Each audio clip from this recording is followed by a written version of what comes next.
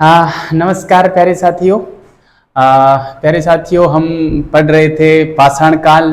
और पाषाण काल में हम पुरा पाषाण काल के जो तीनों पोर्शन थे, निम्न पुरा पाषाण काल, मध्य पुरा पाषाण काल और उच्च पुरा पाषाण काल, उन तीनों को हम पढ़ चुके थे।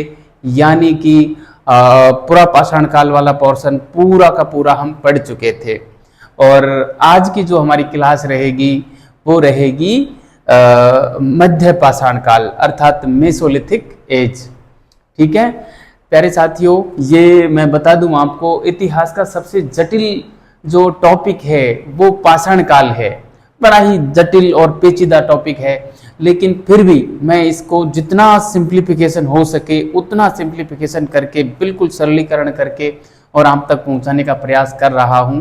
और जिस प्रकार से आपका प्यार और स्नेह मिल रहा है, सहयोग मिल रहा है, बड़ा ही सराहनीय है। और मेरे लिए एकदम मैं कहूं कि प्रेरणा स्रोत के रूप में है। एक अभिप्रेरणा मुझे मिल रही है, मोटिवेशन जिसको कहते हैं, वो मुझे मिल रहा है। और बड़ी ही दिलचस्पी के साथ मैं आपके सामने और बड़े ही जोश के साथ मैं जो यहाँ पे क्लास लेने के लिए आ जाता हूँ। देखिए कितनी भयंकर गर्मी है, लेकिन उस गर्मी में भी मैं बिना फ़ैन चलाए, क्योंकि फ़ैन चलाऊंगा तो आपको आवाज़ ठीक से नहीं आएगी, फ़ैन की आवाज़ भी रिकॉर्ड हो जाती है तो फिर दिक्कतें होती हैं, आवाज़ साफ नहीं आती है ना। बिना फ़ैन चलाए भी एक बंद कमरे में, और इतनी सारी लाइट रहती है इस डिजिटल प्लेटफॉर्म पे कि बिल्कुल पसीने आ जाते हैं ना। लेकिन आप लोगों का जो प्यार और स्नेह मिल रहा है अद्भुत है। ऐसे ही प्यार और स्नेह बना रहे बस। मैं पूरे दिल और जान से आप लोगों के लिए बिल्कुल मेहनत कर रहा हूँ। और मैं कह रहा हूँ क्या, आपसे वादा पहले भी किया था और फिर कर रहा हूँ कि आपको मझधार में छोड़ के नहीं जाऊँगा, चाहे कैसी भी परिस्थितियाँ बने।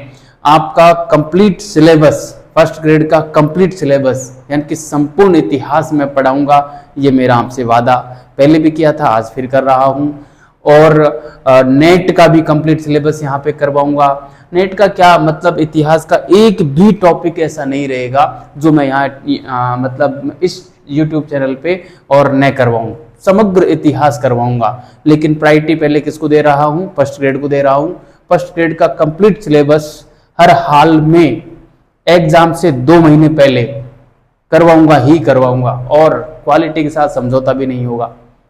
चाहे रोज की 5 घंटे 6 घंटे ही क्लास क्यों न लेनी पड़े, है ना। तो कुछ लोग पूछ रहे थे कि सर आप कंप्लीट सिलेबस करवाएंगे या कुछ इंपॉर्टेंट टॉपिक करवाएंगे, तो मैं बता दूं प्यारे साथियों, प्रत्येक टॉपिक फुल डिटेल के साथ इसी YouTube चैनल पे बिल्कुल फ्री आप तक पहुंचाया जाएगा, है ना। किसी प्रकार का कोई पैसा है जो आपको खर्च करने की आवश्यकता नहीं है, किसी कोचिंग में जाके लूटने की आवश्यकता नहीं है।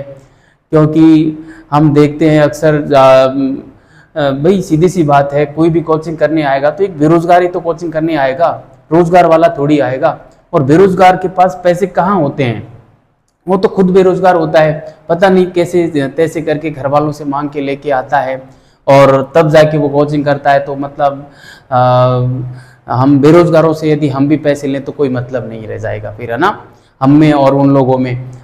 तो प्यारे साथियों, ये मैंने सोच के कि भाई जो लोग पैसे नहीं दे सकते या जिनके घर में वास्तव में पैसा नहीं है, या वो घर छोड़ के बाहर नहीं जा सकते, अच्छी गुणवत्ता युक्त शिक्षा प्राप्त नहीं कर सकते, उन लोगों के लिए मैंने ये YouTube चैनल प्रारंभ किया है कि वो अपने घर बैठे और बिल्कुल निःशुल्क और एक अच्छी क्वालिटी की शिक्षा वो प्राप्त कर सकें, है ना। देखो कुछ लोग क्या ना कि पहले तो बहुत लंबे लंबे दावे ठोकते हैं कि हम ये करेंगे, हम वो करेंगे, और बाद में जाके वो ऐसा करते नहीं, मतलब जैसा वो कहते हैं ना वैसा नहीं करते हैं। आपको पता होगा दुष्यंत कुमार ने गजल लिखी थी कि कहाँ तो तय था चरागा हर एक घर के लिए, कहाँ चराग मयस्सर नहीं शहर के लिए।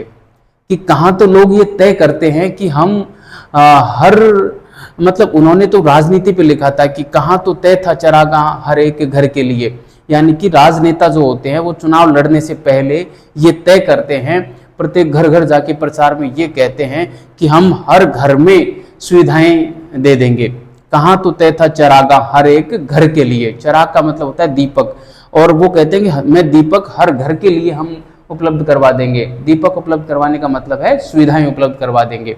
और कहाँ चिराग मयस्सर नहीं शहर के लिए, और जब वो चुनाव जीत जाते हैं तो पूरे शहर के लिए एक सुविधा भी वो नहीं करते, है ना। तो कहने का मतलब जो कथनी और करनी में अंतर आता है ना, वो हमारी कथनी और करनी में अंतर नहीं आएगा। हमने आपसे वादा किया है आपके घर में चिराग जलाने का, तो वो हम जला के रहेंगे, बशर्ते कि आप उसको भुना सको। मैं मेरा काम पूरी ईमानदारी के साथ करूंगा, पूरी गुणवत्ता युक्त शिक्षा आप तक पहुंचाऊंगा, ये मेरा आपसे वादा है। ठीक है, तो हम आते हैं बिना समय खर्च किए टॉपिक के ऊपर और हेडिंग डालते हैं मध्य पाषाण काल। आप भी हेडिंग लगा दीजिए मध्य पाषाण काल और स्टार्ट हो जाइए। बिल्कुल ये समर प्रारंभ हो चुका है प्यारे साथियों। ये तब तक नहीं थमेगा जब तक हमारी फर्स्ट ग्रेड की एग्जाम हो नहीं जाती, है ना। तो तब तक बिल्कुल ये समर लगातार जारी रहेगा। मैं आपके साथ बिल्कुल डटा रहूँगा मैदान में प्यारे साथियों। बस मुझे आपका सहयोग और आपका प्यार स्नेह चाहिए, क्योंकि कोई भी व्यक्ति चाहे कितना ही बेहतरीन क्यों न पढ़ाए, कितना ही कंटेंट वो क्यों न दे, कोई भी व्यक्ति तब तक टीचर नहीं बन सकता जब तक उसके स्टूडेंट ना हो। कहते हैं ना, जिस प्रकार एक महिला जो होती है वो तब तक मां नहीं बन सकती जब तक कि वो बच्चे को जन्म नहीं देती। यानी कि किसी महिला को मां बनवाने का जो अधिकार प्रदान किया जाता है वो उसके बच्चे के द्वारा प्रदान किया जाता है। कोई महिला स्वयं चलकर मां नहीं बन सकती जब तक कि वो बच्चे को जन्म नहीं दे, क्योंकि बच्चा ही उसको मां बनाता है, वो स्वयं मां नहीं बन सकती। इसी प्रकार कोई भी व्यक्ति चाहे कितना ही बेहतरीन पढ़ा ले, कितना ही कंटेंट दे ले, वो तब तक टीचर नहीं बन सकता जब तक कि उसके स्टूडेंट ना हो। तो आप लोगों के होने से मेरा अस्तित्व है, आप लोगों के होने से ये YouTube चैनल है। आप नहीं हो तो कोई मतलब ही नहीं है, इसलिए ये आपको समर्पित है। पूर्ण रूप से इसको आप अपना ही चैनल समझें। आप जो कहेंगे वैसा यहाँ पे होगा। आप जिस टॉपिक को पढ़ना चाहेंगे वो पढ़ाया जाएगा, टॉपिक तो कोई छूटेगा ही नहीं। इसलिए आपकी मुझे नहीं लगता ऐसी कोई क्यूरी आएगी सर ये टॉपिक पढ़ा दो, वो टॉपिक पढ़ा दो, क्योंकि मैं समग्र इतिहास इंटीग्रेटेड हिस्ट्री पढ़ाने वाला हूँ इस पे, है ना। इसलिए आप बिल्कुल चिंता फ्री होकर इधर उधर की बातें न सुनकर पूर्ण रूप से विश्वास के साथ आप जुड़ जाएं। किसी प्रकार की कोताही कंटेंट में और रेगुलरिटी जो कंसिस्टेंसी है उसमें नहीं बरती जाएगी। मतलब रोज की एक क्लास आएगी, फाइनल है आएगी। अगस्त से 2 क्लासें रोज आएंगी, हर हालत में आएंगी। हो सकता है जो मैं टाइम फिक्स करूं उससे टाइम थोड़ा उस टाइम पे ना आना पाए, दूसरे दिन आए, लेकिन रोज की 2 क्लास के हिसाब से आपको क्लास मिलेगी। ये फाइनल है अगस्त से, ठीक है। तो मैं बिना समय लगाए अब यहाँ पे आ जाता हूँ। हम पढ़ेंगे आज मध्य पाषाण काल, ठीक है। तो मैं यहाँ पे हेडिंग डाल देता हूँ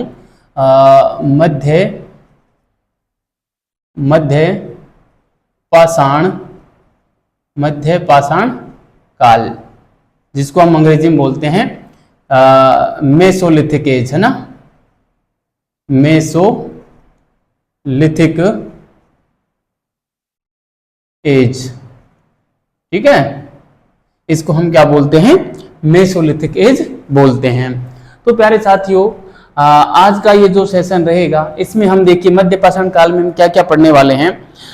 मैं आपको बता दूं, मध्य पाषाण काल का हम एक सबसे पहले तो एक बेसिक सा परिचय देखेंगे इसका, है ना। क्या देखेंगे, परिचय देखेंगे। परिचय के बाद हम इसमें जो देखने वाले हैं वो हम देख लेंगे इसके नामकरण क्या क्या है ना, क्योंकि इसको कई नामों से जानते हैं, तो उन नामों के बारे में हम जानेंगे, आखिर इतने नामों से इसे क्यों जाना जाता है, ठीक है। तीसरा पॉइंट हम जो इसमें देखने वाले हैं वो देखेंगे हम जो उपकरण मिले वो किस प्रकार के उपकरण थे, क्या उनकी विशेषताएं थी। तो तीसरा पॉइंट हमारा रहेगा उपकरण से संबंधित, ठीक है। उपकरण से संबंधित परिचय हो गया, नामकरण हो गया, उपकरण हो गया। कुछ इस काल की विशेषताएं देख लेंगे कि आखिर इस काल की प्रमुख विशेषताएं कौन कौन सी रही हैं, ठीक है। तो हम देख लेंगे चौथे पॉइंट के रूप में विशेषताएं देख लेंगे, ठीक है। और आखिरी बिंदु के रूप में हम देखेंगे प्रसार क्षेत्र, ठीक है, प्रसार क्षेत्र देखेंगे। तो मैं आपको बता दूं बहुत बड़ा टॉपिक नहीं है, मुश्किल से इसमें 2 क्लासें होंगी, जिसमें परिचय, नामकरण, उपकरण और विशेषताएं तो आज की क्लास में पूरा कर लेंगे, और जो प्रसार क्षेत्र है उसको हम अगली क्लास में पूरा कर लेंगे। इसी के साथ ये मध्य पाषाण काल पूरा हो जाएगा और उसके बाद फिर नव पाषाण काल पर हम आ जाएंगे। ठीक है, तो बिना समय लगाए परिचय की ओर हम आते हैं और परिचय में मैं आपको थोड़ा सा बता दूं, बोल के सुना देता हूं, फिर हम लिखेंगे। देखिए प्यारे साथियों, इस काल से जो पहले का काल था वो था पुरा पाषाण काल। ठीक है, और इस काल ये जो पढ़ेंगे मध्य पाषाण काल, इसके बाद का जो काल रहेगा वो रहेगा नव पाषाण काल। मैं आपको बता दूं, दिलचस्प बात क्या है कि 19वीं सदी से पहले, 19वीं सदी से पहले का जो इतिहास था उस इतिहास में मध्य पाषाण काल का कोई इतिहास था ही नहीं। यानी कि इस काल को इतिहासकारों ने इतिहास में स्थान ही नहीं दिया।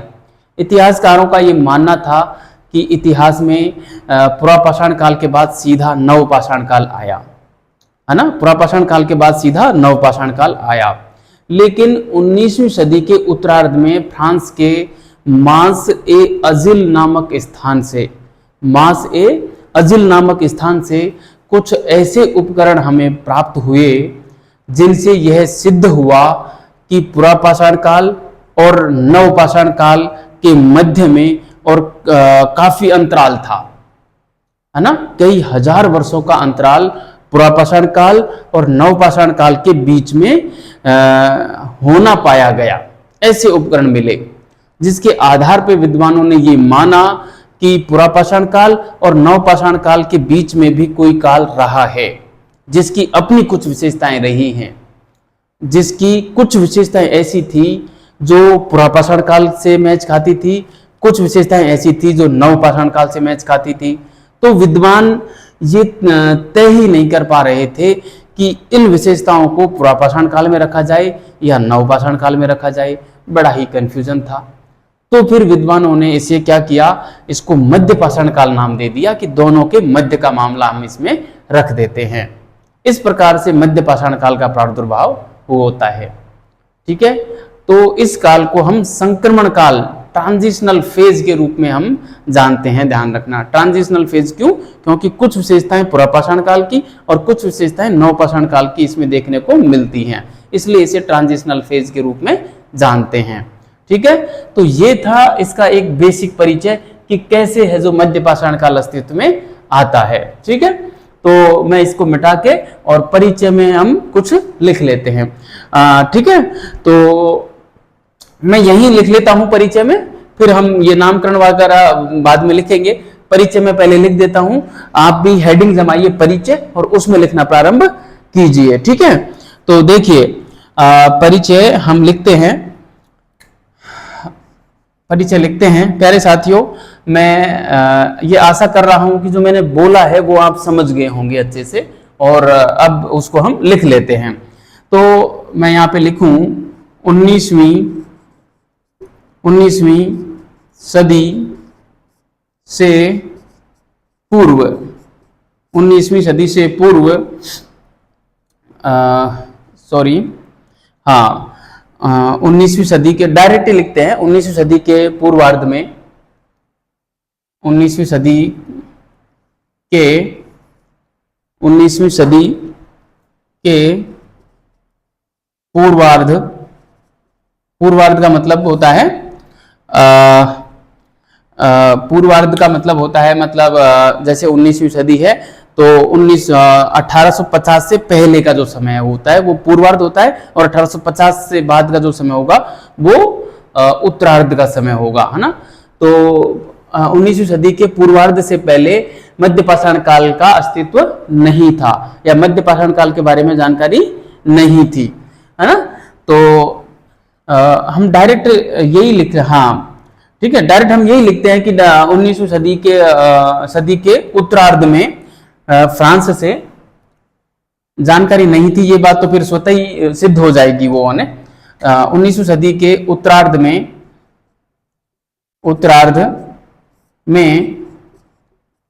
फ्रांस के मांस द अजिल मांसद अजिल, मांसद अजिल स्थान से, मांसद अजिल स्थान से कुछ ऐसे उपकरण, कुछ ऐसे उपकरण, कुछ ऐसे उपकरण प्राप्त हुए, कुछ ऐसे उपकरण प्राप्त हुए, कुछ ऐसे उपकरण प्राप्त हुए जिनसे, जिनसे यह तय हुआ कि, जिनसे यह तय हुआ कि पूरा पाषाण काल, पूरा पाषाण काल व नव पाषाण काल, नव पाषाण काल के मध्य अंतराल था। पुरापाषाण काल व मध्य पाषाण काल के मध्य अंतराल था, है ना। अब ये जो अंतराल था, इस अंतराल के चलते ही विद्वानों ने यह तय किया कि कि पुरापाषाण काल और नवपाषाण काल के बीच में भी कोई काल था, और वो काल था फिर मध्य पाषाण काल का, है ना। इसलिए इस काल को ट्रांजिशनल फेज के रूप में भी हम जानते हैं, संक्रमण काल के रूप में भी हम जानते हैं, जिसको हम नामकरण में देखेंगे, है ना। अभी तो ये थोड़ा सा परिचय मैं करवा दे रहा हूं कि किस प्रकार से ये अस्तित्व में आया। तो इस प्रकार से है जो, जैसे 19वीं सदी के उत्तरार्ध में फ्रांस के मांस द अजिल नामक स्थान से कुछ उपकरण मिले, तो हमको ये मान के चले कि मध्य पुरापाषाण काल अस्तित्व में आया था। ये तो रही विश्व के संदर्भ में बात। भारत के संदर्भ में हमको कब है जो ये मध्य पाषाण काल का उदय हम मान सकते हैं, तो लगभग 8000 साल पहले जो प्लीस्टोसीन काल के हिमयुग की समाप्ति और होलोसीन जो काल था, नूतन एज जिसको हम कहते हैं, नूतन एज के उदय के साथ ही और भारत में भी मध्य पाषाण काल का उदय हो जाता है। ठीक है, तो ये जो अभी जो मैंने शब्द बोले प्लीस्टोसीन काल और होलोसीन एज, ये ज्योग्राफी का विषय है, लेकिन इतिहास का थोड़ा सा कनेक्शन इससे है। मैंने आपको बताया था कि प्लीस्टोसीन काल में भारत में पहली बार मानव का प्रादुर्भाव हुआ था, है ना। यानी कि पाषाण काल की शुरुआत भारत में जो होती है वो प्लीस्टोसीन काल में होती है ना, और विश्व में कब होती है, प्लायोसीन काल में होती है। तो प्लीस्टोसीन काल में, प्लीस्टोसीन काल की जो समाप्ति हुई और प्लीस्टोसीन काल के जस्ट अगला जो काल आता है वो होलोसीन काल आता है ना। तो होलोसीन काल की शुरुआत और प्लीस्टोसीन काल के अंत के साथ ही भारत में मध्य पाषाण काल का प्रादुर्भाव हो गया था। बस ये रट्टा मार के रखना, होलोसीन काल क्या है, प्लीस्टोसीन क्या है, ये आप ज्योग्राफी में पढ़ोगे। ठीक है, यहां पे मैं नहीं पढ़ाऊंगा, पहले ही मैंने इतना गहराई से ले लिया है कि सवाल इतिहास में तो बाहर नहीं जाएगा। ठीक है, तो इसलिए आप निश्चिंत रहें और जितना मैं पढ़ा रहा हूं उसको आप अच्छे से तैयार करें। ठीक है, तो मैं यहाँ पे दूसरे पॉइंट के रूप में ले सकता हूं कि भारत में 8000 वर्ष पूर्व, 8000 वर्ष पूर्व, भारत में 8000 वर्ष पूर्व प्लीस्टोसीन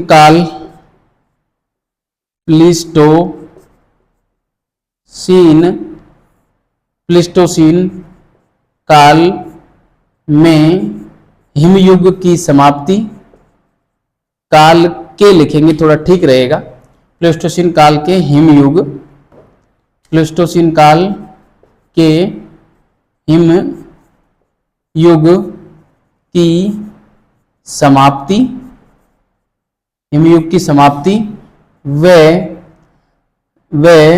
नूतन काल को अंग्रेजी में होलोसीन काल बोलते हैं, है ना।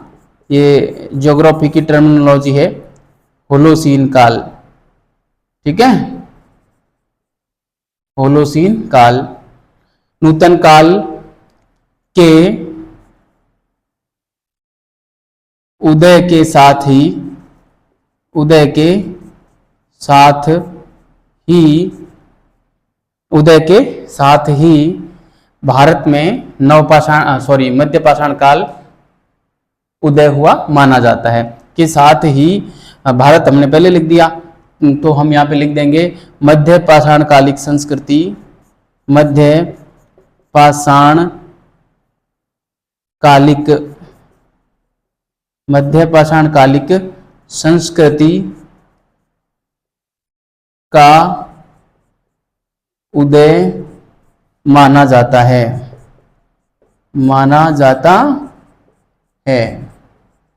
ठीक है, तो ये हो गया भारत में 8000 वर्ष पूर्व प्लीस्टोसीन काल के हिमयुग की समाप्ति व नूतन काल अर्थात होलोसीन काल के उदय के साथ ही मध्य पाषाण कालिक संस्कृति का उदय माना जाता है। ठीक है, तो सॉरी, ये परिचय में ये हमारा इतना खूब है। ठीक है, ये ध्यान रखना। विश्व के संदर्भ में बात कर ली हमने कि फ्रांस के मांस द एजिल से कुछ उपकरण ऐसे मिले जिनसे है जो पुरापाषाण काल और मध्य नवपाषाण काल के बीच का अंतर पता चला, और उस अंतर को हमने मध्य पाषाण काल नाम दे दिया। भारत में 8000 वर्ष पूर्व प्लीस्टोसीन काल के हिमयुग की समाप्ति और नूतन काल के उदय के साथ ही मध्य पाषाणिक संस्कृति का जो है उदय वो हो गया था। नामकरण में हम पढ़ेंगे कि भारत में आखिर कहां से वो साक्ष्य मिले जिससे हमने मध्य पाषाण काल की शुरुआत मानी, ये हम नामकरण में पढ़ेंगे। ठीक है, तो मैं इसको मिटा देता हूं और आप इसको उतार लीजिए। ठीक है, आप इसको उतार लीजिए और अब हम नामकरण वाले बिंदु पर चलते हैं। ठीक है, तो मैं इसको मिटा देता हूं। प्यारे साथियों, ये आशा करता हूं कि ये आपको अच्छे से समझ में आ गया होगा जिस प्रकार से मैंने आपको समझाया है। ठीक है, तो आप इसको अच्छे से नोट डाउन करते रहिए और रोज इसको पढ़ते रहिए। कल के लिए काम मत छोड़ना प्यारे साथियों, क्योंकि कल के लिए काम छोड़ोगे ना तो वो कभी पूरा नहीं हो पाएगा, क्योंकि कल आता ही नहीं है कभी, है ना। और चूंकि कल के लिए तो कल की क्लास खुद ही आएगी, इसलिए आज की क्लास को आज ही देख लो, है ना। और देखने के बाद उसको पढ़ा भी करो। एक बार पढ़ दोगे ना तो फिर चीजें स्थायित्व प्राप्त कर जाएंगी, भूलोगे नहीं कभी। ठीक है, तो हम दूसरे नंबर पे हेडिंग डाल देंगे। पहले नंबर पे हमने परिचय देखा था, दूसरे नंबर पे जो हेडिंग डालेंगे वो हम डालेंगे नामकरण की। ठीक है, नामकरण। देखिए, नामकरण में हम इसमें कई नाम देखते हैं इसको। एक तो हम सबसे पहले हम डाल दें इसको मध्य पाषाण काल ही क्यों कहते हैं ना। तो सबसे पहला जो नाम मैं डालना चाहूंगा यहाँ पे एक नंबर पे वो डालना चाहूंगा मध्य पाषाण काल, मध्य पाषाण काल। ठीक है, तो देखिए मध्य पाषाण काल क्यों कहते हैं मैं थोड़ा सा बता दूं आपको। बात है 1867 ईस्वी की, जब ACL कार्लाइल साहब हमारे मध्य प्रदेश के जो मिर्जापुर जिला है वहां के एक मोरहाना नामक स्थान से जब गुजर रहे थे, तो वहां पर उन्होंने कुछ ऐसे पाषाण उपकरण खोजे जिनको न तो पुरापाषाण काल में रखा जा सकता था और न ही नवपाषाण काल में रखा जा सकता था। यानी कि उनकी कुछ विशेषताएं ऐसी थी जो पुरापाषाण काल का प्रतिनिधित्व कर रही थी और कुछ विशेषताएं ऐसी थी जो नवपाषाण काल का प्रतिनिधित्व कर रही थी। तो ऐसी स्थिति में उन उपकरणों को हमने है जो मध्य पाषाण काल के उपकरण नाम देकर और उनको इतिहास में स्थान दे डाला। ठीक है, तो इसलिए हम उस काल को मध्य पाषाण काल कहते हैं। समझ गए होंगे आप। कारण वही है जो मैं पहले परिचय में बता चुका हूं, तो इसको मैं लिख देता हूं यहाँ पे 1867 ईस्वी में ACL कार्लाइल द्वारा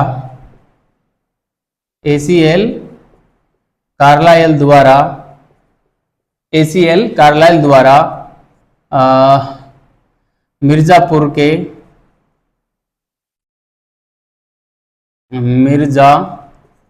कहाँ पड़ता है MP में ना, मिर्जापुर जो कि विंध्यन पहाड़ियों पर पड़ता है ना। विंध्यन पहाड़ी में यहाँ पे ब्रैकेट में डाल देता हूं, विंध्यन पहाड़ी है ना, विंध्यन पहाड़ी है ना।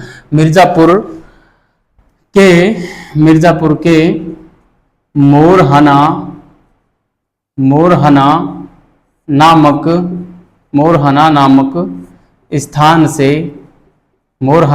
स्थान से कुछ ऐसे पाषाणोपकरण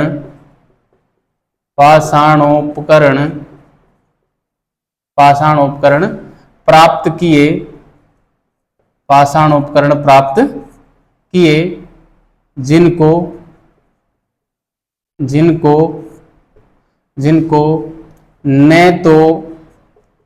न तो पुरापाषाण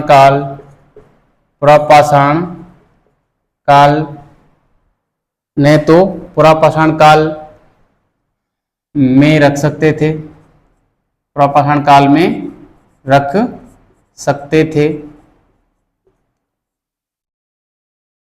और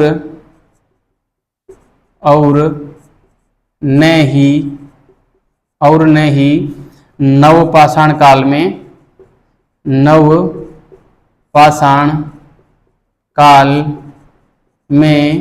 रख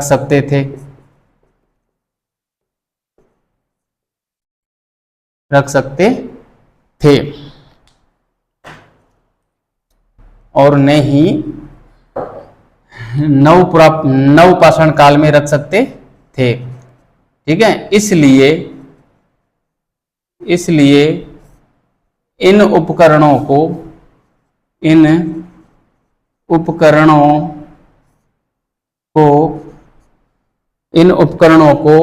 मध्य पाषाण काल में रखा गया। इन उपकरणों को मध्य पाषाण काल में रखा गया। ठीक है, मध्य पाषाण काल में रखा गया, क्योंकि मैं पेन चेंज कर रहा हूं इसमें, आप कंफ्यूज ना हो, है ना। क्योंकि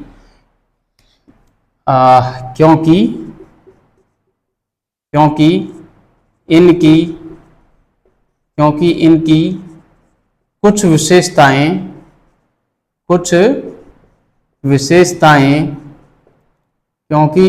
कुछ विशेषताएं ऐसी थी, ऐसी की जगह हम लिखेंगे क्योंकि इनकी कुछ विशेषताएं पुरापाषाण काल से संबंधित थी, पुरापाषाण काल की वे कुछ विशेषताएं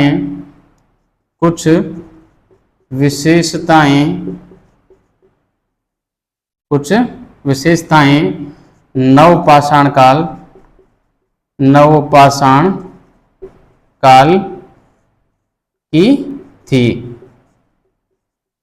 नवपाषाण काल की थी। ठीक है, मतलब पुरापाषाण काल की विशेषताएं भी इसमें मिलती थी और नवपाषाण काल की विशेषताएं भी मिलती थी, इसलिए दोनों कालों के बीच का ये संक्रमण काल जैसा महसूस हो रहा था। इसलिए न तो इनको पुरापाषाण काल में रख सकते थे, न इनको नवपाषाण काल में रख सकते थे, इसलिए इनको मध्य पाषाण काल नाम दे दिया। और चूंकि दोनों कालों के बीच का काल था, इस कारण इसे संक्रमण काल भी कहा जाता है ना। इस प्रकार हम देखते हैं कि यह, अब आगे मैं लिखता हूं कि इस प्रकार हम देखते हैं कि यह पुरापाषाण काल व नवपाषाण काल दोनों की विशेषताओं, दोनों की काल का दोनों के मध्य का संक्रमण काल था, है ना। आप समझ ही गए होंगे, मैं इतना सारा नहीं लिखूंगा, मैं डायरेक्ट लिख देता हूं, इसलिए इसे संक्रमण काल भी कहते हैं, है ना। आप समझ ही गए होंगे, बार बार रिपीट करने से, समय बर्बाद करने से क्या फायदा है, क्योंकि मैं लिखूंगा तो समय भी ज्यादा लगेगा। तो मैं डायरेक्ट यहाँ पे लिख देता हूं, इस कारण इस काल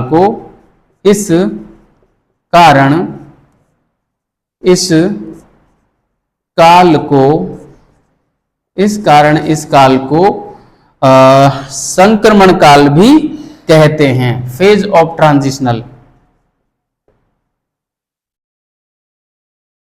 संक्रमण काल, है ना, संक्रमण काल भी कहते हैं।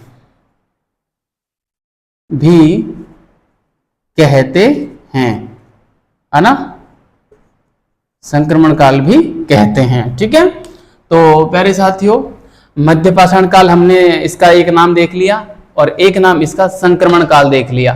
ठीक है, दो नाम हो गए। सॉरी, तीसरा जो नाम हम इसका देख सकते हैं, मैं यहाँ पे हेडिंग तो दो ही डालूंगा लेकिन नाम तीन हो जाएंगे, मध्य पाषाण काल, संक्रमण काल, और एक ये हो जाएगा हमारा माइक्रोलिथ एज या सूक्ष्म पाषाणोपकरण काल। ठीक है, सूक्ष्म पाषाणोपकरण काल। अभी समझाता हूं कि ये क्या मामला था। सूक्ष्म पाषाणोपकरण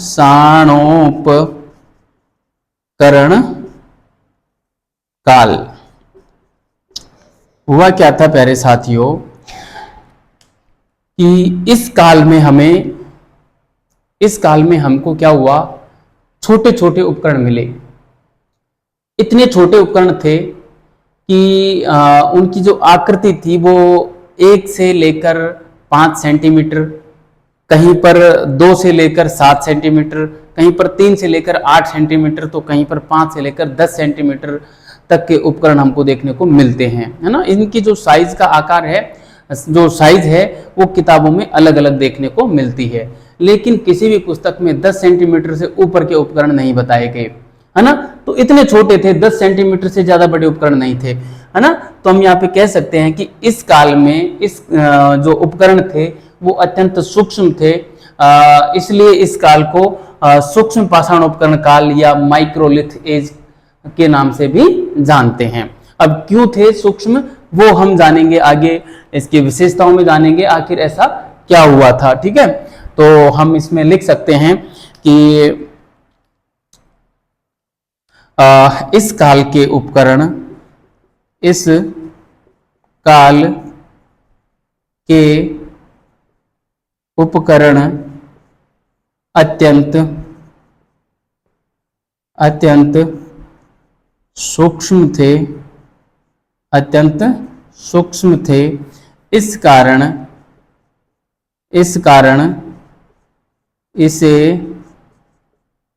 इसे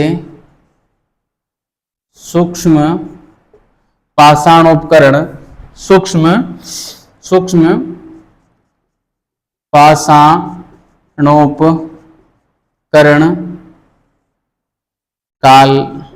पाषाणोपकरण काल या हम लिख सकते हैं माइक्रोलिथ एज,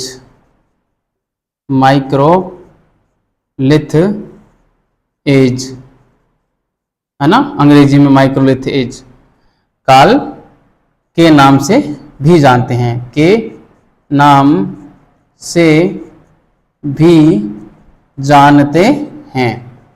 ठीक है, ठीक है, तो एक नाम इसका क्या हो गया, सूक्ष्म पाषाणोपकरण काल। ठीक है, मैं यहाँ पे लिख दूं सूक्ष्म पाषाणोपकरण जो थे वो यहाँ पे मैं लिखना चाहूंगा, ये हल्का सा मैं इशारा कर देता हूं ताकि आपको आइडिया रहेगा कि इस काल के जो उपकरण थे कितने छोटे थे। चलो हम उपकरणों में देख लेंगे, उपकरण जो हमने हेडिंग जमाया था, अभी नामकरण पढ़ रहे हैं, अगला उपकरण आएगा तो उसमें देख लेंगे। ठीक है, तो एक नाम इसका और मिलता है आद्य नवपाषाण काल के रूप में, और इसको हम जानते हैं ना, आद्य नवपाषाण काल। ठीक है, आद्य नवपाषाण काल के बारे में भी हम इसको जानते हैं। तो हम यहाँ पे लिख सकते हैं तीसरे नंबर पे हेडिंग डाल के कि आद्य नवपाषाण काल कह सकते हैं, या जो है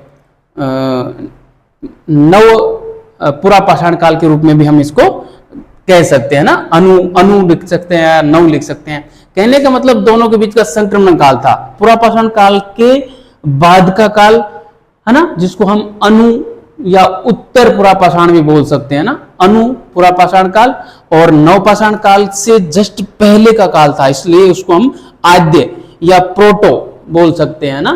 तो आप इस शब्दावली में मत जाना, अभी मैं जब लिखाऊंगा ना इसकी थोड़ी परिभाषा तो आपको शब्दावली समझ में आ जाएगी। ठीक है, तो मैं यहाँ पे लिख सकता हूं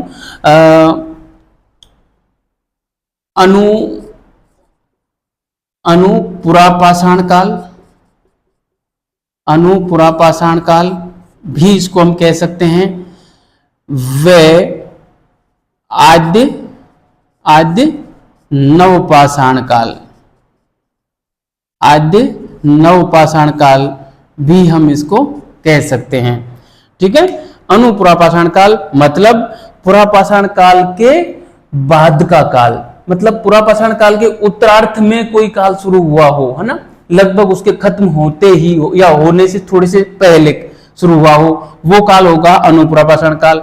या हम कह सकते हैं नवपाषाण काल के प्रारंभ होने से ठीक पहले का जो काल है वो हम आद्य नवपाषाण काल के रूप में जानते हैं, है ना। आद्य का मतलब ये होता है, मतलब किसी काल के प्रारंभ होने से थोड़े से पहले का जो काल होगा वो होगा। ठीक है, तो इसमें क्या हुआ था, ये जो काल था, इसमें हम देखते हैं कि जो हमारा पुरापाषाण काल था वो प्लीस्टोसीन काल में था, और प्लीस्टोसीन काल हिमयुग में आता है ना। प्लीस्टोसीन काल के अंदर जो हिमयुग था, हिमयुग का मतलब होता है कि जो पृथ्वी थी वो अधिकांशतः बर्फ से ढकी हुई थी, ठंडा मौसम रहता था, जलवायु बहुत अधिक उपजाऊ टाइप की जलवायु नहीं थी, मतलब गर्मी उस लेवल की नहीं पड़ती थी कि बर्फ पिघल सके और जमीन निकल आए और वहां पे कुछ घास वगैरह उगती हो, इस प्रकार का नहीं था। कब? पाषाण, ये पुरापाषाण काल में, है ना। तो पुरापाषाण काल के अंत में जाके क्या हुआ कि जलवायु में परिवर्तन हुआ, है ना। जलवायु में परिवर्तन हुआ, जलवायु में जब परिवर्तन हुआ तो और जलवायु में परिवर्तन क्या हुआ, टेम्परेचर बढ़ा, गर्मी बढ़ी। गर्मी बढ़ने की वजह से जो बर्फ के जो ढेर थे, बर्फ के जो पहाड़ थे वो पिघल गए, और जब बर्फ के पहाड़ पिघले तो उसका पानी बना, पानी बना तो नदियों का जलस्तर बढ़ा, है ना।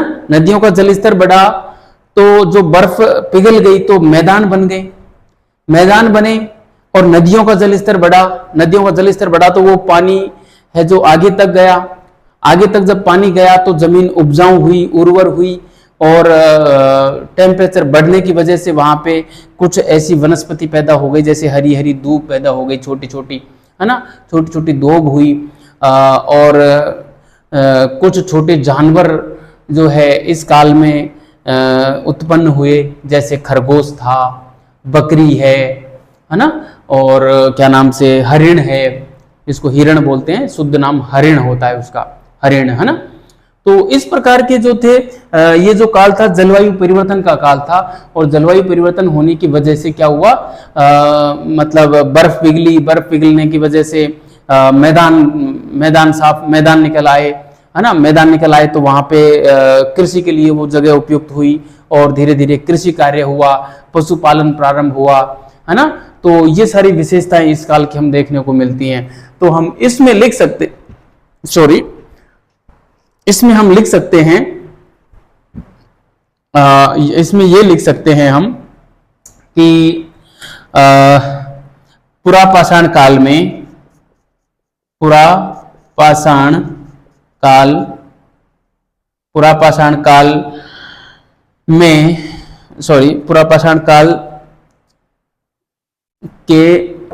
पुरापाषाण काल के प्लीस्टोसीन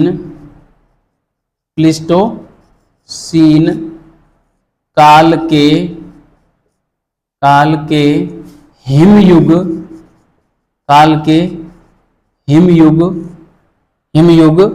की समाप्ति, हिमयुग की समाप्ति व हिमयुग की समाप्ति के कारण, है ना, हिमयुग की समाप्ति के कारण महान जलवायु परिवर्तन हुआ, महान जलवायु परिवर्तन हुआ, है ना, महान जलवायु परिवर्तन हुआ। क्यों हुआ प्यारे साथियों?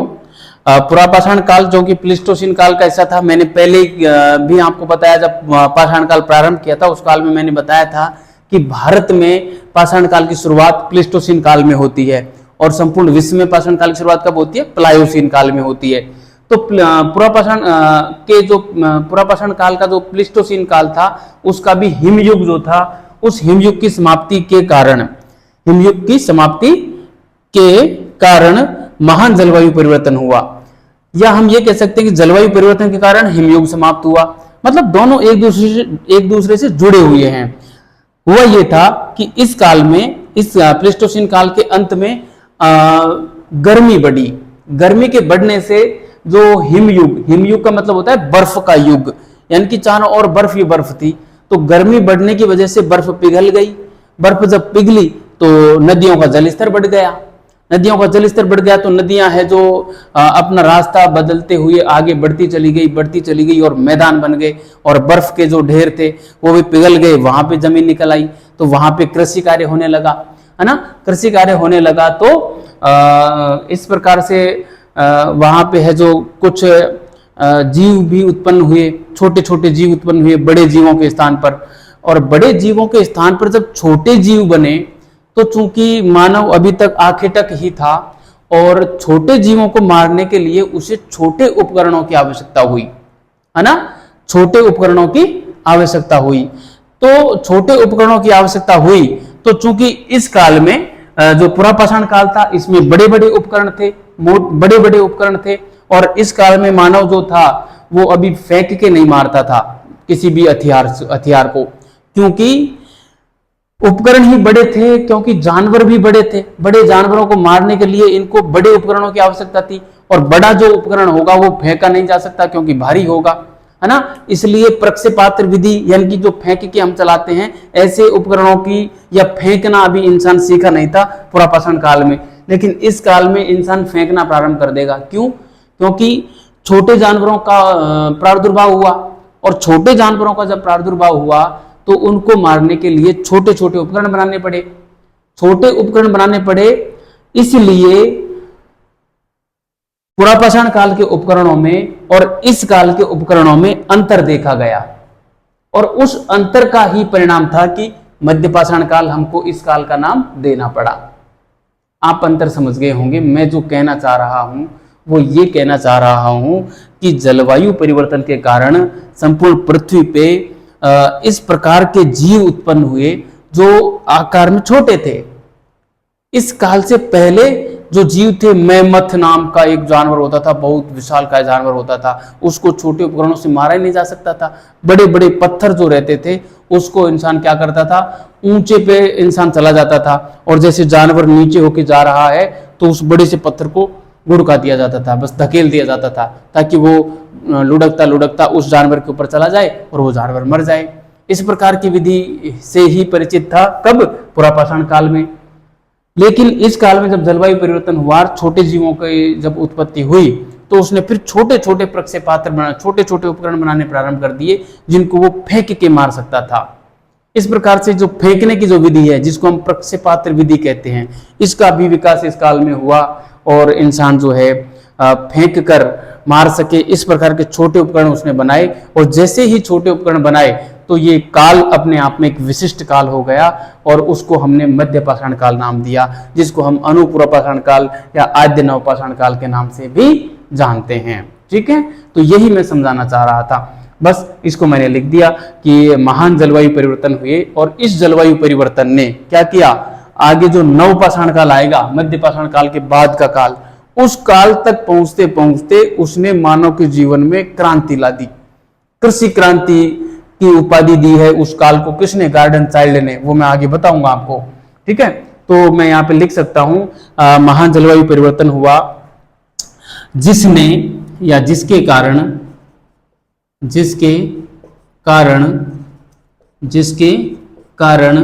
नवपाषाण काल में जिसके कारण नवपाषाण काल में महान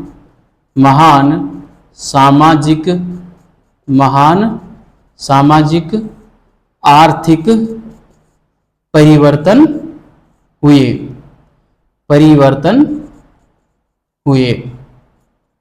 ठीक है, परिवर्तन हुए। क्यों हुए ये परिवर्तन, ये हम नवपाषाण काल में जब आएंगे तब पढ़ेंगे। ठीक है, इसलिए हम इस काल को आद्य नवपाषाण काल और अनुपुरापाषाण काल के नाम से भी जानते हैं। ठीक है, तो ये आप यहाँ पे समझ गए होंगे, है ना। ये महान जलवायु परिवर्तन क्या हुए, मैं यहाँ पे थोड़ा सा आपको दर्शा देता हूँ, रेड पेन से दर्शा देता हूँ। ये जो परिवर्तन हुए थे, ये वाले परिवर्तन, जलवायु परिवर्तन जो हुए, ये कैसे जलवायु परिवर्तन थे, मैं यहाँ पे लिखना चाहूंगा। जैसे गर्मी बढ़ी, है ना, गर्मी बढ़ी, गर्मी बढ़ने से क्या हुआ, बर्फ पिघली, बर्फ पिघली, बर्फ पिघली, बर्फ पिघला तो क्या हुआ, नदियों का जल स्तर बढ़ा, नदियों का जल स्तर बढ़ा। ठीक है, नदियों का जल स्तर बढ़ा तो कृषि कार्य प्रारंभ हुआ, पशुपालन प्रारंभ हुआ, है ना। क्या हुआ, और क्या हुआ, कृषि व पशुपालन, कृषि व पशुपालन शुरू हुए, कृषि व पशुपालन शुरू हुए। ठीक है, इस जलवायु परिवर्तन की वजह से क्या हुआ था, गर्मी बढ़ी, गर्मी बढ़ी तो बर्फ पिघली, बर्फ पिघली तो नदियों का जल स्तर बढ़ा, नदियों का जल स्तर बढ़ा और बर्फ पिघल गई, तो जहां बर्फ थी वहां जमीन बन गई, मैदान बन गए, मैदान बन गए तो वहां पे घास हुई, घास हुई तो घास में छोटे छोटे कीट पैदा हुए, छोटे छोटे कीट पैदा हुए तो छोटे कीटों को मारने के लिए छोटे ही उपकरणों की आवश्यकता हुई, इसलिए इस काल को हम माइक्रोलिथ काल बोलते हैं। और चूंकि पिछले काल के उपकरणों में और इस काल के उपकरणों में भिन्नता आ गई, इसलिए ये काल यूनिक हो गया और इसको हमने मध्यपाषाण काल नाम दे दिया। ठीक है, तो इस प्रकार से आप प्यारे साथियों, मैंने इसको समझाने का भरपूर प्रयास किया है और मुझे ये आशा भी है कि आप इसको अच्छे से समझ गए होंगे। और इस प्रकार से ये नामकरण वाला जो पोर्शन था वो हमने यहाँ पे पूरा कर लिया है। आप इसको उतार लीजिए और हम अब आते हैं उपकरणों पे, है ना। ठीक है, तो आप इसको उतारिए, हम अगले चरण में आते हैं, उपकरणों पे आते हैं।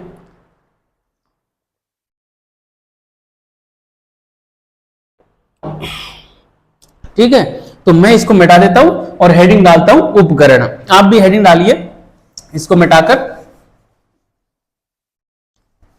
प्यारे साथियों, जहां तक मेरा जो प्रयास रहेगा वो आपको कंसेप्ट अच्छे से समझ में आ जाए, ये मेरा प्रयास रहता है। क्योंकि फैक्ट तो आपको पुस्तकों में भी मिल जाएंगे और फैक्ट तो रटने ही होते हैं, फैक्ट में ज्यादा कुछ होता नहीं है।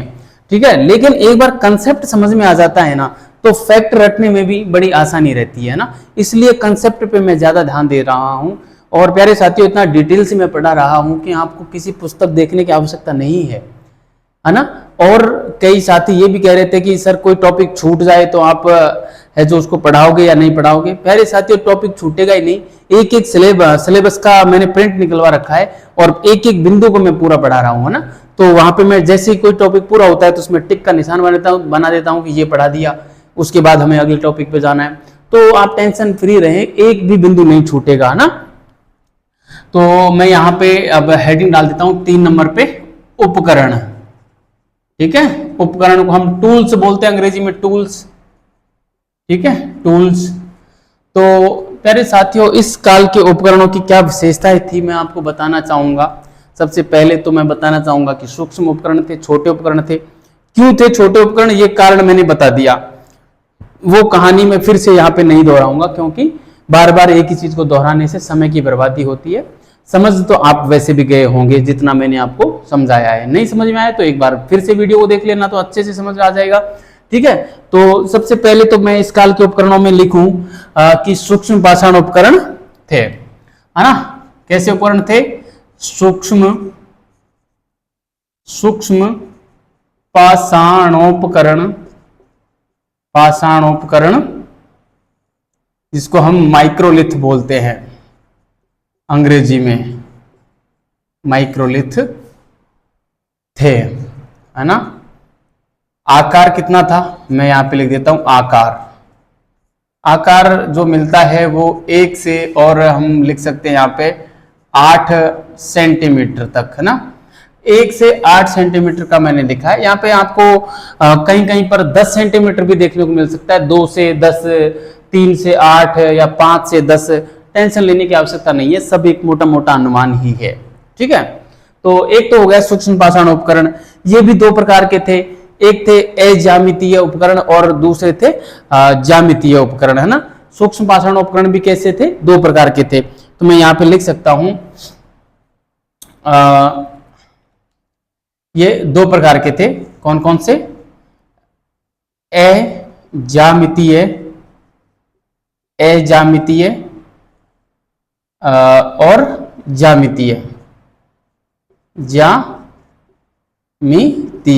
ठीक है, कई बार फैक्चुअल सवाल पूछ लिया जाता है कि ज्यामितीय उपकरण या अज्यामितीय उपकरणों का संबंध किस काल से रहा है, तो किस काल से रहा है, मध्य पाषाण काल से रहा है ना।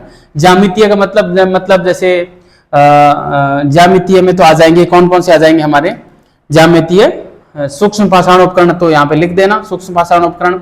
ज्यामितीय में आ जाएंगे हमारे जैसे त्रिभुज के टाइप का बना दिया, है ना, त्रिभुज के टाइप का बना दिया, समलंब टाइप का बना दिया, अर्धचंद्राकार बना दिया, है ना, इस प्रकार के थे। जैसे यहाँ पे मैं बताऊं आपको, ये जैसे ये त्रिभुज है ना, ट्रायंगल जिसको हम बोलते हैं, है ना, ट्रायंगल बोलते हैं। तो ये जो कोने हैं ये तेज धार वाले हैं, है ना, तेज धार वाले हैं, तो इनको ऐसे पकड़ के ऐसे फेंक के मारते थे, तो ये जो कोने होते थे वो जानवर के जाके गचक जाते थे, है ना, और वो जानवर की डेथ हो जाती थी, क्योंकि छोटे जानवर होते थे, जैसे खरगोश है, खरगोश में ऐसे मारा तो ये है जो जाके कोई सा भी कॉर्नर उसमें गचक जाता था, है ना।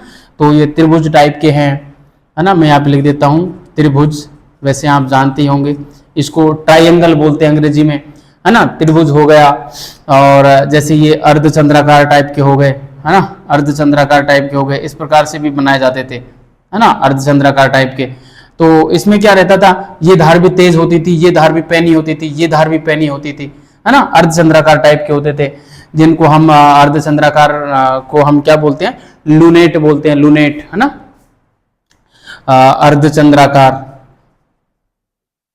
अर्धचंद्राकार, ठीक है, अर्धचंद्राकार। और समलंब, समलंब भी होते थे। समलंब कैसे होते थे, जैसे इस प्रकार के होते थे, दो भुजाएं जिसके समान हो, एक थोड़ी सी कैसे तिरछी कर दी, ठीक है, इस प्रकार के होते थे। तो ये बड़ा ही तेज धार वाला होता था, है ना। तो यहाँ पे मैं लिख सकता हूं समलंब, समलंब, है ना। तो ये तेज धार होती थी, है ना, मैं यहाँ पे लिख दूं तेज धार, तेज धार, है ना। यहाँ पे ये भी तेज धार वाला होता था, तेज धार, है ना, ये भी तेज धार होती थी, तेज धार, है ना। तो इस प्रकार के उपकरण, ज्यामितीय उपकरण यहाँ पे मिले थे, है ना। समलंब को हम बोलते हैं ट्राइपेज बोलते हैं, है ना, अर्धचंद्राकार को लूनेट बोलते हैं, इसको ट्रायंगल बोलते हैं। तो आप लिख सकते हो ट्राइपेज, ट्राइपेज, है ना, ट्राइपेज समलंब को हो गया, अर्धचंद्राकार को बोलेंगे लूनेट, लूनेट, ठीक है, त्रिभुज को बोलेंगे ट्रायंगल, ट्रायंगल, ठीक है, ट्रायंगल। तो इस प्रकार के उपकरण तो थे ज्यामितीय उपकरण, ठीक है, ये अच्छे से आपको समझ में आ गए होंगे, ऐसा मुझे विश्वास है, ठीक है। और अज्यामितीय जो उपकरण थे उसमें हमको जैसे तीर बाण पहली बार मिला, है ना, इसके अलावा स्क्रैपर तो है ही है, खुरचनी, है ना, स्क्रैपर है, क्लीवर है ना, और ऐसे हस्तकुठार है। जो कहने का मतलब पुरापाषाण काल के उपकरण तो थे ही थे, ये कुछ नए भी आ गए थे, है ना।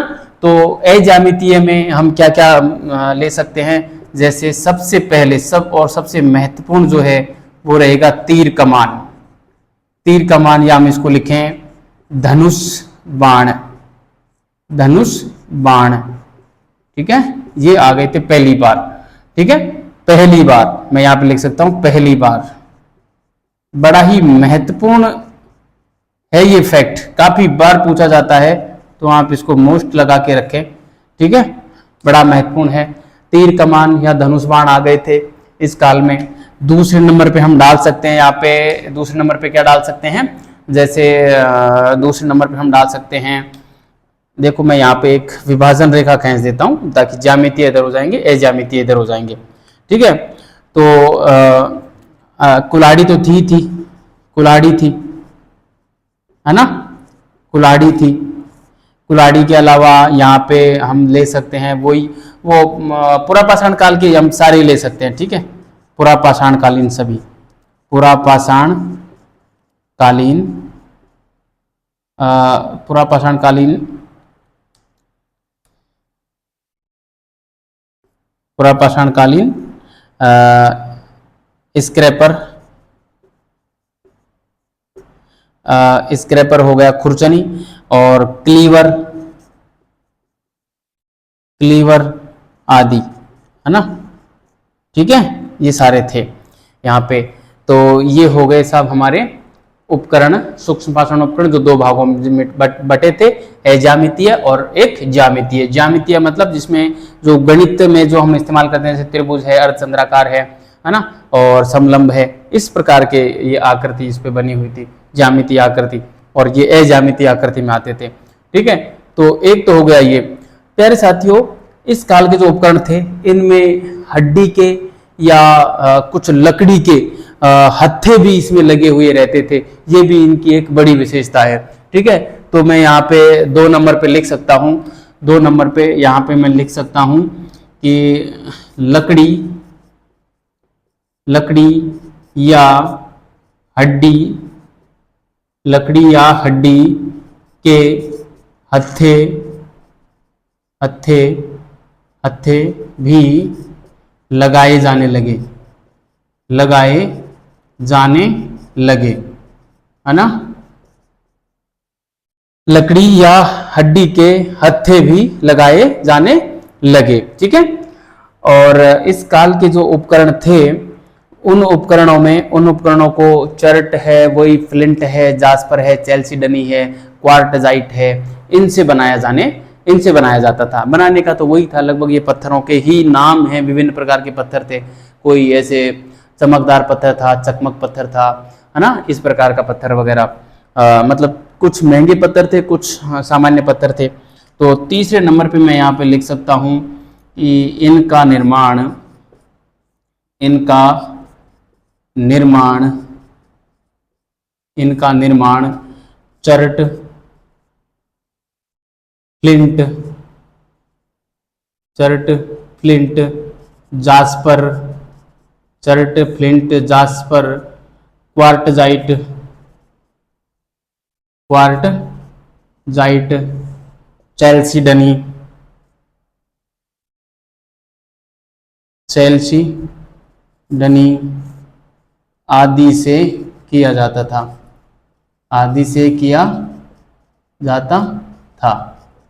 फेयोन्स नाम का एक पत्थर भी था, फेयोन्स नाम का पत्थर जो काफी महंगा पत्थर था, उससे भी इसका निर्माण करते थे, वो भी मैं बताऊंगा आपको।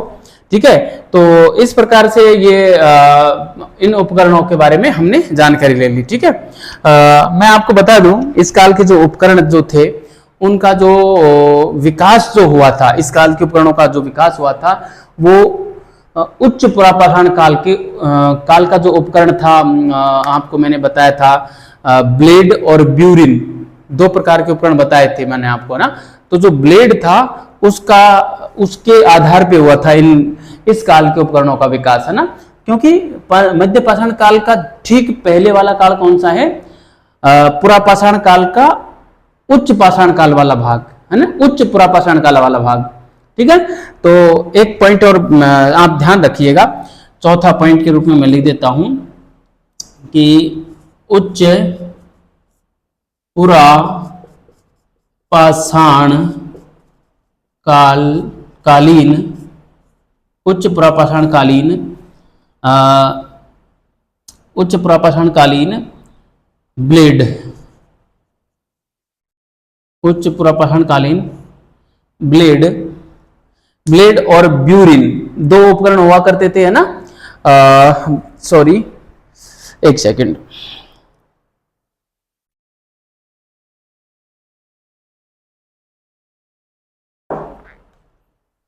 ब्लेड और ब्यूरिन 2 प्रकार के उपकरण होते थे।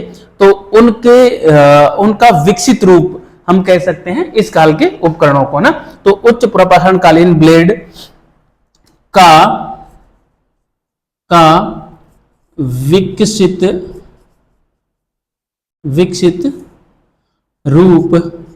इस काल के उपकरणों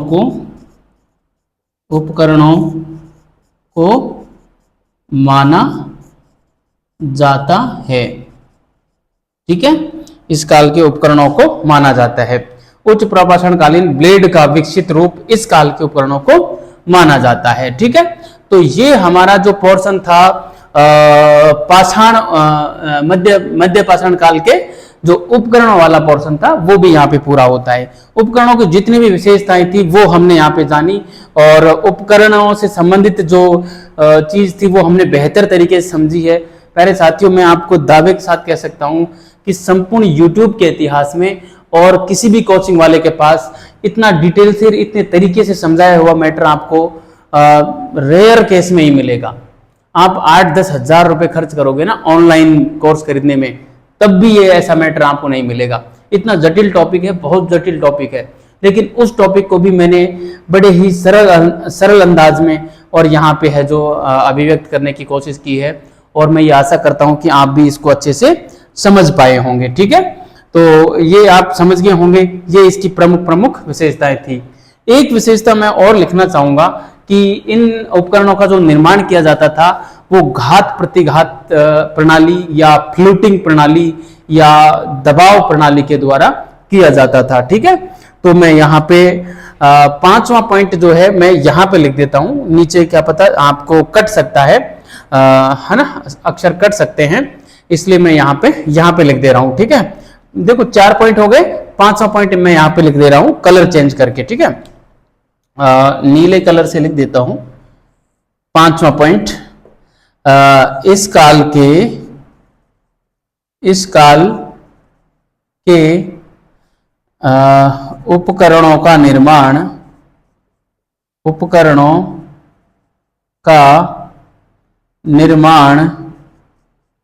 इस काल के उपकरणों का निर्माण घात प्रतिघात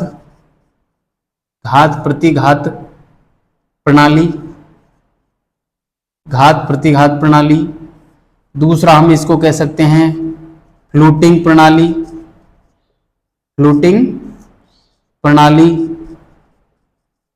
और तीसरा नाम हम इसको दे सकते हैं दबाव प्रणाली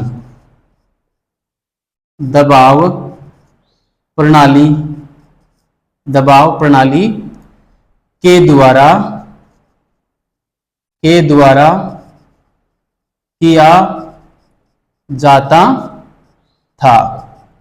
किया जाता था। ठीक है, के द्वारा किया जाता था। ठीक है, इस काल के उपकरणों का निर्माण घात प्रतिघात प्रणाली, फ्लूटिंग प्रणाली या व दबाव प्रणाली के द्वारा किया जाता था। ठीक है, तो आप समझ गए होंगे प्यारे विद्यार्थियों, ये इस काल के उपकरणों के बारे में ये जानकारी थी जो मैंने आपके साथ साझा की। काफी महत्वपूर्ण जानकारी है, और ध्यान रखना यहाँ से सवाल कंपटीशन एग्जाम में काफी बार आता है ना, बहुत बार आता है, और माइक्रोलिथ उपकरणों को लेकर ही ये सवाल अधिकांशतः पूछा जाता है। ध्यान रखना, तो ये उपकरण ही है जो इस काल को इतिहास में स्थान दिलाते हैं। इसलिए मैं कहता हूं कि इस वाले पोर्शन को आप बेहतरीन तरीके से तैयार करना। ठीक है, तो मैं अगले पॉइंट पे आता हूं, इस काल की विशेषताएं और पढ़ लेते हैं, फिर इस काल को यही हम इस क्लास को हम समाप्त करेंगे, और फिर अगली क्लास में हम इसको पढ़ेंगे। ठीक है, तो हम विशेषताएं, आप हेडिंग डाल दीजिए चौथे पॉइंट के रूप में, मैं इसको मिटा देता हूं, आपने उतार लिया होगा। ठीक है,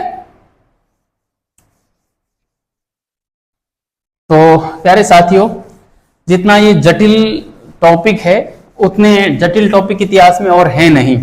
ठीक है, लेकिन इस जटिल से जटिल टॉपिक को भी मैं बड़े ही आसान शब्दों में और आप तक पहुंचाने का प्रयास कर रहा हूं। देखो, चित्र भी बना रहा हूं और चित्र बनाकर आप तक समझाने का प्रयास कर रहा हूं कि आप अच्छे से समझ सकें। ठीक है, तो हम चौथे पॉइंट के रूप में इस काल की विशेषताएं लिखना चाहेंगे।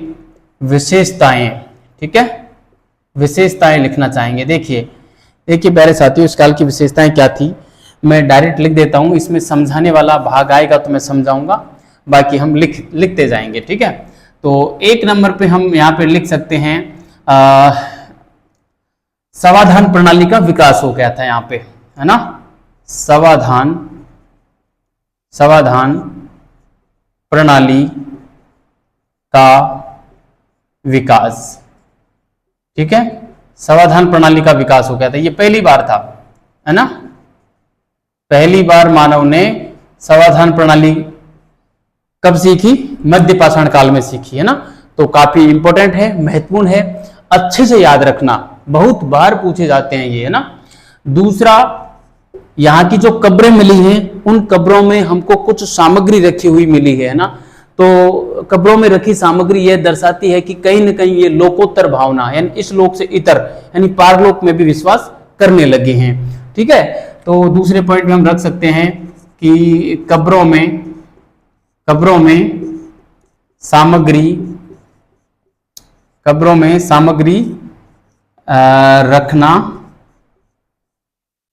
रखना प्रारंभ किया, है ना। जो लोकोत्तर में जो इनके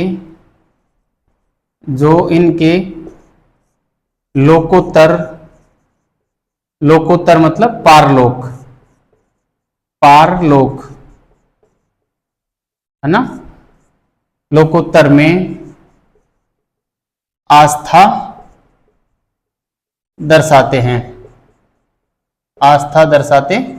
हैं, ठीक है, जो इनके लोकोत्तर में आस्था दर्शाते हैं कि कहीं ना कहीं ये पारलोक में आस्था रखने लगे थे, इसी वजह से उन्होंने देखो, कब्र में यदि सामग्री मिली है, इसका मतलब है कि ये ऐसा मानते थे कि शायद जो भी व्यक्ति की डेथ हुई है, जिस व्यक्ति की भी ये कब्र है, वो अगले जन्म में जहां भी जन्म लेगा वहां इन सामग्री का उपयोग कर लेगा, ऐसी मान्यता रखते थे, है ना। इसके अलावा हम देखते हैं कि शंख के है जो मन के मिले हैं हमें इस काल में, लंगनाज गुजरात से, है ना। तो यहाँ पे मैं लिख सकता हूं शंख के मन के मिले हैं, है ना। कहाँ से मिले हैं, लंगनाज से मिले हैं। लंगनाज कहाँ पड़ता है, गुजरात में, है ना। लंगनाज गुजरात से शंख के मन के मिले हैं। तो एक ये भी एक इनकी विशेषता है। एक विशेषता है इनकी सराय नाहर राय, जो उत्तर प्रदेश में एक स्थल है, वहां से कुछ ऐसे सूक्ष्म पाषाण उपकरण मिले हैं जिनका पत्थर विदेश से मंगाया लगता है, क्योंकि भारत में ऐसा पत्थर नहीं मिला। अब चूंकि विदेश से पत्थर आया है तो ऐसा अनुमान लगाया जाता है कि ये व्यापार प्रणाली से भी परिचित हो गए थे, ठीक है। तो काफी महत्वपूर्ण विशेषता है। चौथे नंबर पे हम लिखेंगे कि सराय नाहर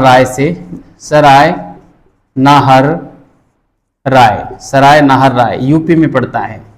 यहां से प्राचीनतम झोपड़ी के साक्ष्य मिले हैं, प्राचीनतम मृदभांड के साक्ष्य मिले हैं, है ना, प्राचीनतम बस्ती के साक्ष्य मिले हैं। इसको पढ़ेंगे आगे जब विस्तार क्षेत्र पढ़ेंगे तो हम लिख सकते हैं सराय नाहर राय से कुछ पाषाणोपकरण ऐसे प्राप्त हुए हैं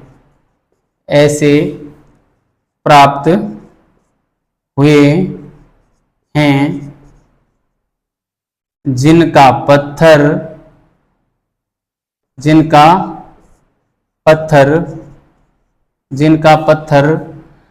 बाहर से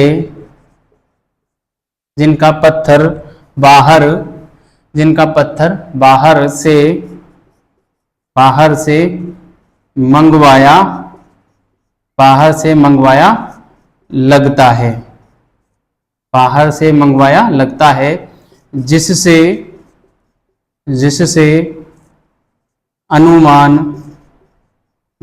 अनुमान लगाया जाता है कि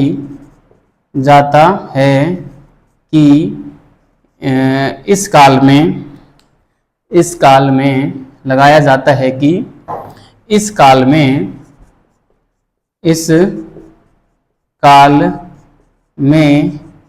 मनुष्य व्यापार से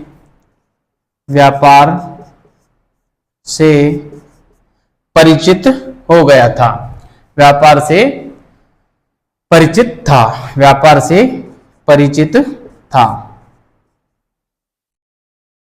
ठीक है, इस काल में मनुष्य व्यापार से परिचित था। बहुत बड़ी विशेषता है ये कि उस काल में और मानव जो है व्यापार से परिचित हो जाना। ठीक है, एक ये हो गया।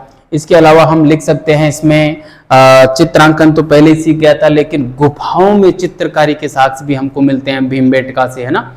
तो रॉक आर्ट के रूप में भी मिलते हैं। तो हम यहाँ पे लिख सकते हैं कि गुफा चित्रकारी सीख गया था, गुफा चित्रकारी से परिचित था, है ना, गुफा चित्रकारी से परिचित था, है ना। और इस काल का जो मानव था हष्टपुष्ट था और स्वस्थ था, है ना, मानव स्वस्थ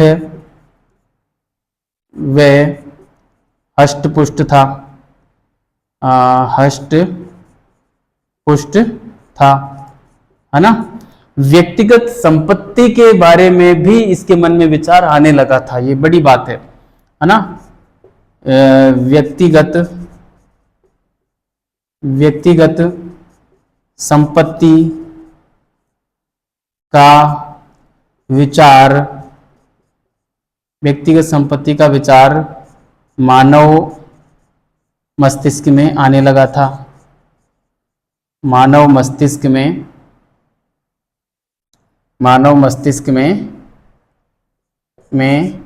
आने लगा था, है ना, मानव मस्तिष्क में आने लगा था। ये मस्तिष्क है, समझ गए होंगे आप, मानव मस्तिष्क में आने लगा था। इसके अलावा इस काल में पशुपालन है, मछली पालन सीख गया था, कृषि करना मतलब मछली से परिचय हो गया था, मत्स्य पालन से, कृषि से परिचित हो गया था, मृदभांड से परिचित हो गया था। कुछ झोपड़ियां भी मिली हैं, इसलिए हम कह सकते हैं कि स्थायी निवास भी इसने प्रारंभ कर दिया था। लेकिन इन सारी चीजों को अभी समाज में स्थायित्व प्राप्त नहीं हुआ था, केवल परिचय हुआ था, यानी कि स्टार्टिंग थी अभी, है ना। स्थायित्व प्राप्त कब करेगा? नवपाषाण काल में, जो कि अगला काल होगा, है ना। तो मैं यहाँ पे लिख सकता हूं 8वें पॉइंट के रूप में कृषि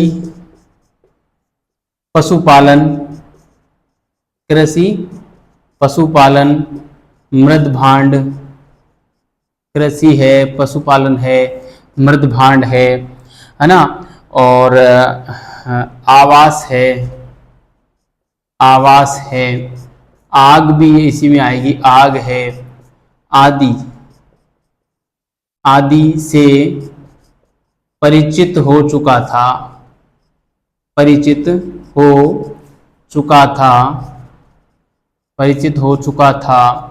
मगर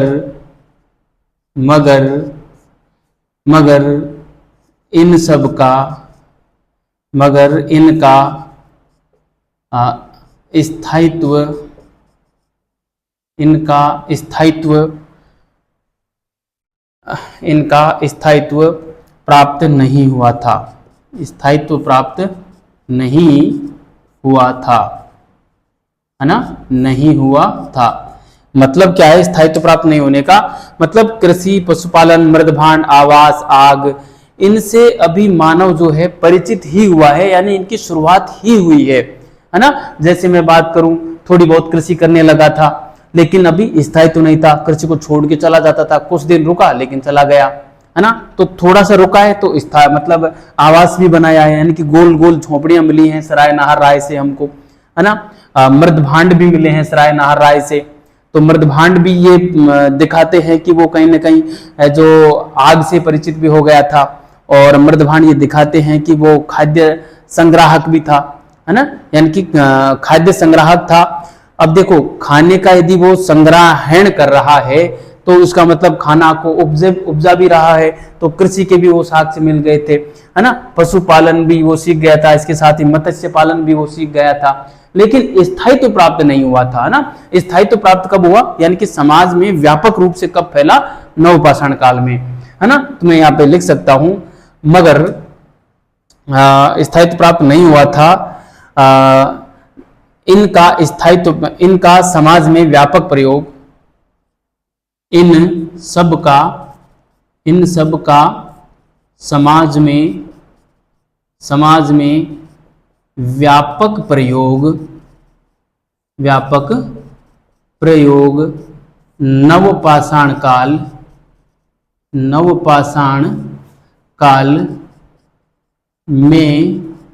नवपाषाण काल में देखने को मिलता है,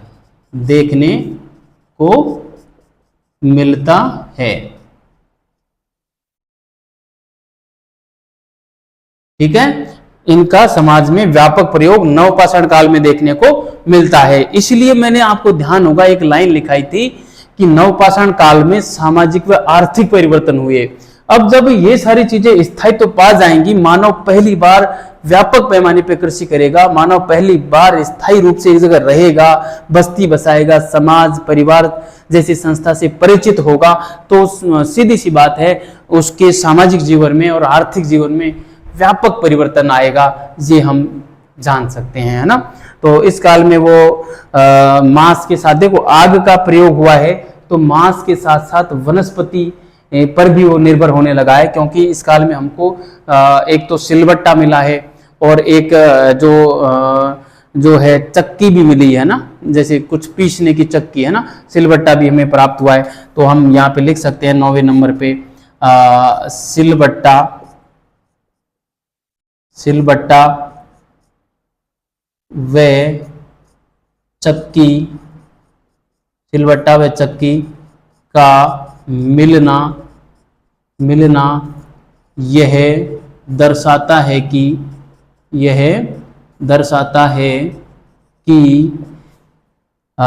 इस काल का मानव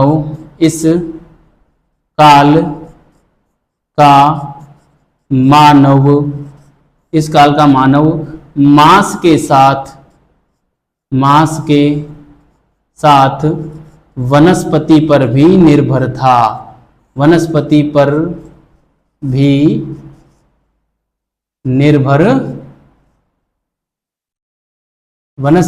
भी निर्भर था, ठीक है। इस काल का मानव मांस के साथ वनस्पति पर भी निर्भर था, क्योंकि वनस्पति पर निर्भर कैसे रहेगा, क्योंकि सिलबट्टा मिला है तो सीधी सी बात है वो कुछ पीस के खाता था, मांस को पीस के नहीं खाया जाता, चक्की से मांस नहीं पीसा जा सकता, अनाज ही पीसा जाता है चक्की से ना।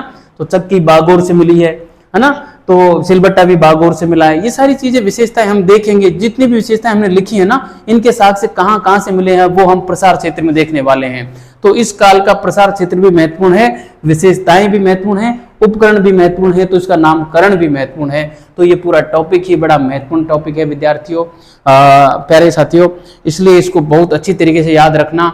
और मैंने अपना संपूर्ण प्रयास किया है कि इसकी जितनी भी जटिल से जटिल अवधारणाएं हैं उनको आसान भाषा में और आप तक समझाऊं, ऐसा मेरा प्रयास रहा है, आगे भी रहेगा। आज की क्लास को मैं यहीं समाप्त करता हूं, और इसका जो प्रसार क्षेत्र बचा है अब उसको हम अगली क्लास में देख लेंगे, और अगली क्लास में मध्य पाषाण काल पूरा हो जाएगा और फिर हम नवपाषाण काल में आ जाएंगे। तो ठीक है विद्यार्थियों, आप अच्छे रहिए, मस्त रहिए और लगातार पढ़ते रहिए, और कुछ पूछना हो तो कमेंट जरूर करना, क्योंकि आपका एक कमेंट मेरे अंदर ऊर्जा का संचार करता है, एक मोटिवेशन प्रदान करता है। प्यारे विद्यार्थियों, आपको अच्छा लगे तो चैनल सब्सक्राइब करना, लाइक शेयर करना, लेकिन किसी के ऊपर कोई दबाव नहीं है, आपको अच्छा लगे तो कर देना, ये आपकी देखो नैतिक जिम्मेदारी है। आपके लिए यदि मैं इतना बेहतरीन कंटेंट यहाँ पे प्रोवाइड करवा रहा हूँ, बिल्कुल फ्री, इतने मेहनत कर रहा हूँ, बंद कमरे में रह के और पढ़ाता हूँ, पसीने आ जाते हैं, गला सूख जाता है, तो कम से कम आपकी थोड़ी सी नैतिक जिम्मेदारी तो बनती ही है कि आप भी चैनल को भेज दें, किसी के पास सब्सक्राइब कर दें।